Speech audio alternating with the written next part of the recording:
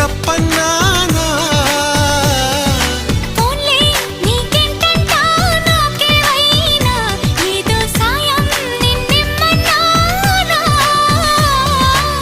వలపంటే నిప్పు లాంటిది కలకాలం దాచలేనిది సలహా విని ఒప్పుకోవే ఇకనైనా